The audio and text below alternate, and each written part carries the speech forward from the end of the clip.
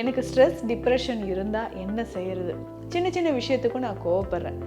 குறிப்பிட்டு சொல்லணும்னா பெண்கள் நிறைய பேருக்கு இந்த பிரச்சனை இருக்குங்க. தூக்கம் தொடர்பான பிரச்சனைக்கு மைல்டாக நான் ஒரு மெடிசன் எடுத்தேன். ஆனால் அது டிப்ரெஷன், அப்புறம் ஆன்சைட்டி, ஃபியர், ஹலுசினேஷன் இந்த மாதிரியான பிரச்சனைகளுக்கு தொடர்ந்து நான் மருந்து எடுக்கிற மாதிரி ஆயிடுச்சுங்க. முக்கியமான ஒரு 5 மூலிகைகளை இந்த பதிவில் நான் சொல்கிறேன். எப்படியெல்லாம் அதை பயன்படுத்தலாம்ன்றதை தெரிஞ்சுக்கோங்க. இந்த மூலிகைகளை நம்ம பயன்படுத்தும் பொழுது நம்ம உடலில் எந்த விதமான சைடு எஃபெக்ட்ஸ், பக்க விளைவுகளும் இருக்காது. சிவபெருமானோட அருள் இது இருக்கிறதுனால முக்கியமாக எல்லா சித்தர்களாலும் ஆசீர்வதிக்கப்பட்ட ஒரு மூலிகை தான். ஒரு 48 நாட்கள் தொடர்ந்து நம்ம குடிச்சிக்கிட்டே வரும்பொழுது உடலில் இருக்கக்கூடிய கழிவுகள் நீங்குதுங்க. இது மட்டும் இல்லாமல் இந்த நெகட்டிவ் தாட்ஸ், எப்பவுமே எனக்கு உச்சந்தலையில் சூடாகவே இருக்குது டாக்டர்னு நிறைய பேர் சொல்கிறீங்க இல்லையா, அந்த சூடு குறையிறதுக்கும் ஹெல்த் கஃபே தமிழ் வியூவர்ஸ் அனைவருக்கும் வணக்கம். நான் டாக்டர் நித்யா, சித்தா ஃபிசிஷியன். மனச்சோர்வு நீண்ட நாளாக நிறைய பேருக்கு இருக்குது இல்லைங்களா? எனக்கு ஸ்ட்ரெஸ் டிப்ரெஷன் இருந்தால் என்ன செய்யறது? சின்ன சின்ன விஷயத்துக்கும் நான் கோவப்படுறேன். குறிப்பிட்டு சொல்லணும்னா பெண்கள் நிறைய பேருக்கு இந்த பிரச்சனை இருக்குங்க. இந்த மெனோபாஸ் டைமில் பார்த்தோம்னா மூட் ஸ்விங் இருந்துக்கிட்டே இருக்கும். திடீர்னு நான் ஹாப்பியாக இருக்கிற மாதிரி ஃபீல் பண்ணுறேன், இல்லை சம்டைம்ஸ் ரீசனே இல்லாமல் நான் ரொம்ப ஸ்ட்ரெஸ்ஸாக இருக்கேன். சின்ன சின்ன விஷயங்களுக்கும் நிறைய ஓவர் திங்க், அதுவும் நெகட்டிவ் தாட்ஸ் நிறைய வருது. இந்த மாதிரியெல்லாம் கம்ப்ளைண்ட்ஸ் இந்த பீரியட்ஸ் நிற்கக்கூடிய சமயத்தில் பெண்களுக்கு நிறைய பேருக்கு ஏற்படுது. இதை தாண்டி ஆண்களுக்குமே இந்த ப்ராப்ளம் இருக்குங்க. ஸோ நான் ஒர்க் பண்ணுற இடத்துல இருக்கக்கூடிய ஸ்ட்ரெஸ்ஸாக இருக்கட்டும், இல்லை வீட்டில் இருக்கக்கூடிய ஸ்ட்ரெஸ்ஸாக இருக்கட்டும், ஸோ இந்த மாதிரி நிறைய பேருக்கு இந்த ஸ்ட்ரெஸ் ரிலேட்டட் ப்ராப்ளம் இருந்துக்கிட்டே இருக்குது. இப்போ இந்த ஸ்ட்ரெஸ்ஸை எப்படிங்க நான் கையாளுறது? அதிகமான மன அழுத்தம், மன சோர்வு இருக்குது. இதை எப்படி நான் ஹேண்டில் பண்ணுறது? திடீர்னு ஏதாவது ஒரு மெடிசன் எடுத்தால் இவ்வளோ நாள் எடுக்கணுமா? அந்த மெடிசன்னாலையும் எனக்கு சைடு எஃபெக்ட்ஸ் வந்துருமோன்ற பயமாக இருக்குது. பேசிக்காக பார்த்தோம்னா தூக்கம் வரலன்னா கூட ஒரு டேப்லெட் நம்ம வருஷ கணக்கில் சாப்பிட்டுட்டு இருக்கவங்க இருக்காங்க. ஸோ இந்த மாதிரி தூக்கம் தொடர்பான பிரச்சனைக்கு மைல்டாக நான் ஒரு மெடிசன் எடுத்தேன். ஆனால் அது டிப்ரெஷன், அப்புறம் ஆன்சைட்டி, ஃபியர், ஹலுசினேஷன் இந்த மாதிரியான பிரச்சனைகளுக்கு தொடர்ந்து நான் மருந்து எடுக்கிற மாதிரி ஆயிடுச்சுங்க. அதுவும் ஓசிடி ப்ராப்ளம் நிறைய பேருக்கு இருக்குது இல்லைங்களா? ஸோ இந்த டிஸார்டர், ஓசிடி டிஸார்டர்ஸ்லாம் பார்த்தோம்னா பெரும்பாலும் ஒவ்வொருத்தரோட லைஃபே மாற்றக்கூடிய மாதிரி இருக்குது. ஸோ என்னோட கெரியர் போச்சு, ரிலேஷன்ஸ், ஃப்ரெண்ட்ஸ் யாருமே கூட இல்லாத மாதிரி இருக்குது. இந்த மாதிரி நிறைய விஷயங்களால் பாதிக்கப்பட்டவங்க ஒரு பக்கம் இருந்தாலும் இதற்கான சிகிச்சைகள் எடுத்து அதனோட சைடு எஃபெக்ட்ஸும் நிறைய வருது இல்லைங்களா? எக்ஸாம்பிளுக்கு பார்த்தோம்னா நம்ம உடலில் ரத்தத்தில் அதிகமான டாக்ஸின் சேருதோ, இல்லை லிவர் ரிலேட்டட் ப்ராப்ளம் வருது, நியூரலஜிக்கல் இஷ்யூஸ் நிறைய வருது. இந்த மாதிரியான பிரச்சனைகள் இருக்குது. இந்த stress and depression, anxiety, fear பேசிக்காக இருக்கக்கூடிய மனம் சம்பந்தப்பட்ட பிரச்சனைகளுக்கு சித்த மருத்துவத்தில் என்ன தீர்வுகள் இருக்குது? முக்கியமான ஒரு 5 மூலிகைகளை இந்த பதிவில் நான் சொல்கிறேன். எப்படியெல்லாம் அதை பயன்படுத்தலாம்ன்றதை தெரிஞ்சுக்கோங்க. இந்த மூலிகைகளை நம்ம பயன்படுத்தும் பொழுது நம்ம உடலில் எந்த விதமான சைடு எஃபெக்ட்ஸ், பக்க விளைவுகளும் இருக்காது. முக்கியமாக பார்த்தோம்னா ஏற்கனவே ஏதாவது ப்ராப்ளம் இருந்தாலும் அது நமக்கு குறைய ஆரம்பிச்சிடும். சரிங்க, அப்படி என்னென்ன மூலிகைகள், இதை எப்படி நம்ம பயன்படுத்தலாம்? இந்த மூலிகைகளை தாண்டி வேறு ஏதாவது நமக்கு ரூட் இருக்கா? இந்த ஸ்ட்ரெஸ் அண்ட் டிப்ரெஷன்லேருந்து நான் வெளியில் வர்றதுக்கு வேறு ஏதாவது வழிமுறைகள் இருக்கான்றதும் நம்ம தெரிஞ்சுக்கலாம். ஃபஸ்ட்டு நம்ம என்ன மூலிகை பார்க்க போகிறோம் அப்படின்னா, முக்கியமான ஒரு மூலிகை சிவகரந்தை. இந்த சிவகரந்தை அப்படின்னு சொல்கிற இந்த மூலிகை சித்த மருத்துவத்தில் நிறைய மருந்துகளில் சேருது. காயக்கற்ப மருந்துகள், பெருமருந்துகள் எல்லாவற்றிலும் சேருதுங்க. அதிகமான மருத்துவ குணங்கள் இதில் இருக்குது. சிவகரந்தையை எப்படிங்க பயன்படுத்தலாம் அப்படின்னு கேட்டிங்கன்னா, இது சிவனோட அருள் பெற்ற ஒரு முக்கியமான ஒரு மூலிகை. ஸோ சிவபெருமானோட அருள் இது இருக்கிறதுனால முக்கியமாக எல்லா சித்தர்களாலும் ஆசீர்வதிக்கப்பட்ட ஒரு மூலிகை தான் சிவகரந்தை.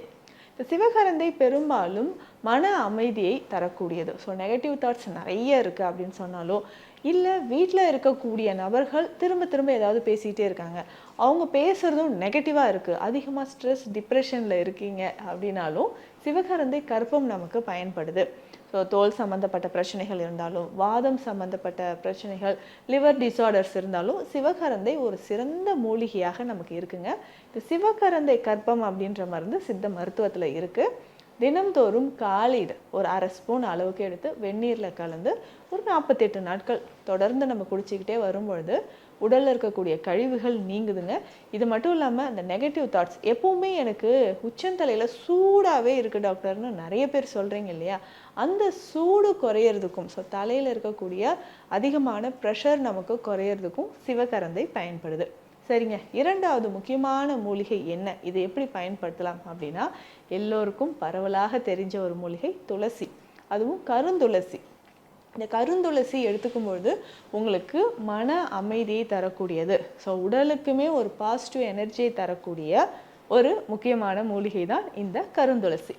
கருந்துளசி எப்படிங்க பயன்படுத்துறது அப்படின்னு கேட்டிங்கன்னா, இதனுடைய விதைகளை நம்ம பயன்படுத்த போகிறோம். ரொம்ப நமக்கு டிப்ரெஷன் இருக்குது, ஸ்ட்ரெஸ் இருக்குது அப்படின்னு நீங்கள் நினச்சிங்கன்னா, கருந்துளசி விதைகள் இருக்குது பார்த்தீங்களா, ஒரு 100 கிராம் எடுத்துக்கோங்க. நல்லா க்ளீன் பண்ணிவிட்டு லேசாக வறுத்துட்டு ஃபைன் பவுடராக எடுத்து வச்சுக்கணும். டெய்லி காலையில் இளம் சூடான பாலில் 1/2 ஸ்பூன் அளவுக்கு கருந்துளசி விதைகள் அந்த பொடியை போட்டு காலையில் டெய்லி நம்ம குடிச்சிக்கிட்டே வரணும். இதனால் என்ன நடக்குதுன்னா, கட் கிளியர் ஆக ஆரம்பிக்கும். வயிற்று பகுதியில் இருக்கக்கூடிய ப்ராப்ளம்ஸ், அல்சரேட்டிவ் கொலைட்டிஸ் நிறைய பேருக்கு இருக்கும், இல்லைனா ஐபிஎஸ் இரிட்டபிள் பவல் சிண்ட்ரோம். பொதுவாகவே பார்த்தோம்னா வயிறு சம்மந்தப்பட்ட பிரச்சனை இருக்கிறவங்களுக்கு இந்த ஸ்ட்ரெஸ் அண்ட் டிப்ரெஷன் நிறையவே இருக்குங்க. அது சரியாகிறதுக்கு உங்களுக்கு கருந்துளசி விதைகள் தாராளமாக நீங்கள் பயன்படுத்தலாம். அடுத்து மூன்றாவது முக்கியமான ஒரு மூலிகை அஸ்வகந்தா. அஸ்வகந்தா அப்படின்னு சொல்கிறது பெரும்பாலும் நிறைய பிரச்சனைக்கு பயன்படுதுங்க. நரம்பு சம்மந்தப்பட்ட பிரச்சனைகளுக்கு வித்தானியா சோம்னிஃபெரா அப்படின்னு சொல்கிறது தான் இதனுடைய பொட்டானிக்கல் நேம். தூக்கம் வராமல் இருக்கக்கூடிய நபர்களுக்கு, தவிச்சுக்கிட்டே இருக்கீங்க, எனக்கு படுத்தா தூக்கமே வரல அப்படின்னு சொல்கிறீங்கன்னா, உங்களுக்கு அஸ்வகந்தா ஒரு சிறந்த மூலிகையாக இருக்கும். இதை எப்படி பயன்படுத்தலாம் அப்படின்னா, அஸ்வகந்தா சூரணம், அமுக்ரா சூரணம் அப்படின்னு கேட்டாலும் கிடைக்கும். அஸ்வகந்தா அமுக்ரா ரெண்டும் ஒன்று தான். அமுக்ரா சூரணம் அப்படின்னு கேட்டாலும் உங்களுக்கு கிடைக்கும். ஒரு 1/2 ஸ்பூன் அளவுக்கு இந்த சூரணத்தை ரெகுலராக நீங்கள் பயன்படுத்திக்கிட்டே வரணுங்க. எப்படிங்க இதை பயன்படுத்தலாம் அப்படின்னா, காலை இரவு 2 வேளையும் எடுத்துக்கலாம். எனக்கு சரியாக தூக்கம் வரலைங்க, படுத்தா முழிச்சிக்கிட்டே இருக்கிற மாதிரி இருக்குது, ஒரு சவுண்ட் ஸ்லீப் எனக்கு கிடையாது, ரொம்ப வருஷமாச்சு நான் நல்லா தூங்கி அப்படின்னு சொன்னீங்கன்னா, இந்த அஸ்வகந்தாவை நீங்கள் தாராளமாக பயன்படுத்தலாம். அஸ்வகந்தா சூர்ணம் இரவு நல்ல பாலில், சூடான பாலில் 1/2 ஸ்பூன் அளவுக்கு கலந்து தூங்கும்போது நீங்கள் குடிச்சிட்டு தூங்கும்போது நல்ல ஒரு ஆழ்ந்த உறக்கம் அப்படின்றது வர ஆரம்பிக்கும். இது முக்கியமாக பரவலாக பல நோய்களுக்கு நம்ம பயன்படுத்தக்கூடிய ஒரு முக்கியமான ஒரு மூலிகை. சரிங்க, நான்காவது மூலிகை என்ன அப்படின்னு பார்த்தீங்கன்னா, சதக்குப்பை. சதக்குப்பை அப்படின்னு சொல்கிற மூலிகை நம்மளுடைய ஹார்மோன் இம்பேலன்ஸை சரி செய்யக்கூடியது.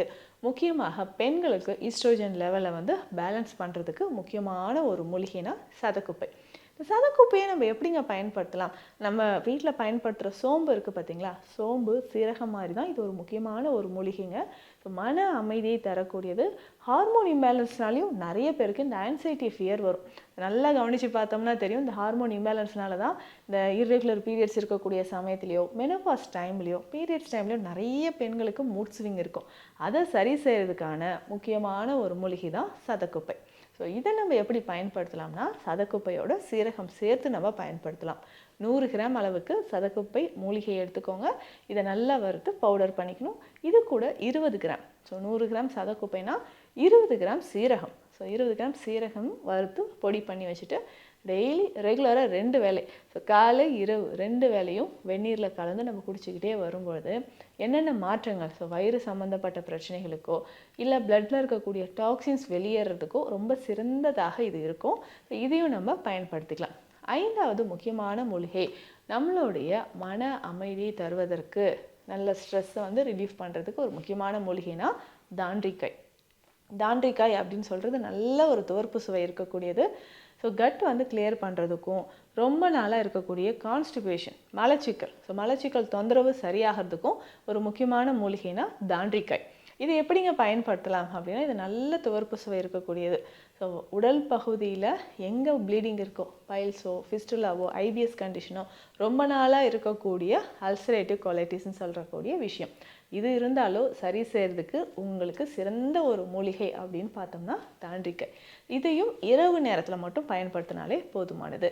இரவு மட்டுமே இந்த தாண்டிக்காய் பொடியை ஒரு 1/2 ஸ்பூன் அளவுக்கு எடுத்து வெந்நீரில் கலந்து நம்ம குடிச்சிக்கிட்டே வரலாம். இந்த மாதிரி நம்ம விஷயங்கள், இந்த 5 மூலிகைகளை தாராளமாக நம்ம பயன்படுத்தணும். ஏதாவது ஒன்று கூட நீங்கள் இந்த 5 மூலிகையில் ஏதாவது ஒன்று நீங்கள் ஃபாலோ பண்ணிட்டே வந்தாலும் அந்த நெகட்டிவ் தாட்ஸோ இல்லை தூக்கமின்மை பிரச்சனையோ நமக்கு கொஞ்சம் கொஞ்சமாக சரியாகும். இதை தாண்டி வேறு என்னென்ன விஷயங்களை நீங்கள் கவனம் செலுத்தணும்? வயிறு சம்மந்தப்பட்ட பிரச்சனை, அல்சர் இருக்கா, கான்ஸ்டிபேஷன் இருக்கான்னு பார்த்து நீங்கள் செக் பண்ணிக்கோங்க. ஹார்மோன் இம்பேலன்ஸ் இருந்தாலும் அதை நம்ம கரெக்ட் பண்ணிக்கணும். ஸோ காலையில் எந்திரிச்சோடனே நல்லா டீப் ப்ரீத் பண்ணுங்கள். ஸோ ஆக்சிஜன் நம்ம பாடியில் கரெக்டாக இருக்கும்பொழுது நமக்கு நெகட்டிவ் தாட்ஸோ இல்லை எக்ஸசிவாக பாடி ஹீட்டோ ஆகாமல் இருக்கும். ஸோ குறைந்தது வாரம் 2 முறை இல்லை 1 முறையாவது எண்ணெய் குளியல் அவசியம். இதுக்கு பிரம்மி தைலம் பயன்படுத்துங்க. ரொம்ப ஸ்ட்ரெஸ்ஸு, டிப்ரெஷன் இருக்குது அப்படின்னா பிரம்மி தைலம் பயன்படுத்தி ஸோ நல்லா தலையில் அப்ளை பண்ணிவிட்டு வாரம் 1 முறையாவது ஆயில் பாத் எடுக்கும்போது கொஞ்சம் கொஞ்சமாக உங்களுக்கு stress and depression, negative thoughts இது எல்லாமே குறைய ஆரம்பிக்கும். இந்த பதிவில் நான் உங்ககிட்ட சொல்லியிருக்க விஷயங்கள் உங்களுக்கு பயனுள்ளதாக இருக்கும்னு நினைக்கிறேன். மீண்டும் அடுத்த பதிவில் சந்திக்கலாம். நன்றி. இந்த வீடியோ உங்களுக்கு பிடிச்சிருந்தா லைக் பண்ணுங்க, ஷேர் பண்ணுங்க, கமெண்ட் பண்ணுங்க. மறக்காம ஹெல்த் கஃபே தமிழ் சேனலை சப்ஸ்கிரைப் பண்ணிட்டு பெல் பட்டனை கிளிக் பண்ணிடுங்க.